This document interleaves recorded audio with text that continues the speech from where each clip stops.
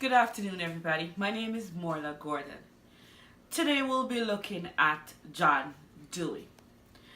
The objective of this presentation is to look at the impact of his work, his ideas, what they were about. Who was John Dewey? John Dewey was an American philosopher. He was born in Burlington, Vermont. His ideas, what were some of his ideas? He believed in progressive education. What is progressive education? Doing. They actually doing and learning. Hands-on experience. A child learn by doing. For example, if a child is going to learn about cell, the child just don't sit there and you read some book about cell, but you actually use your microscope and you investigate the properties of cell. His idea fall under the philosophy of pragmatism, reality. We experience reality. He saw the teacher as a mere facilitator of ideas. The teacher was responsible for setting up the instructions, setting up the material, while guiding the students through all of this. He was against the traditional means of learning.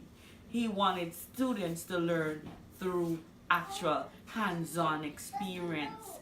He compared the classroom to a baseball game in which rules were supposed to be there, but the students were not supposed to be restricted by these rules. They were supposed to be able to move around while learning, while exploring. If a student needed to learn about a boat, the teacher should take the student out in the harbor to learn about the boat instead of just being inside of the classroom. He thought that the classroom should be more child-centered, student-centered, instead of focusing everything on the teacher. Allow the child the opportunity to explore his or her environment so she can adapt and be able to solve problems. How did John Dewey put his theory into action? In his laboratory in Chicago, he studied students and he put this into action. He thought that the school and the community should be one. The teacher should work with the children and learn while the children are learning. That's one of the ways how he put his theory into action.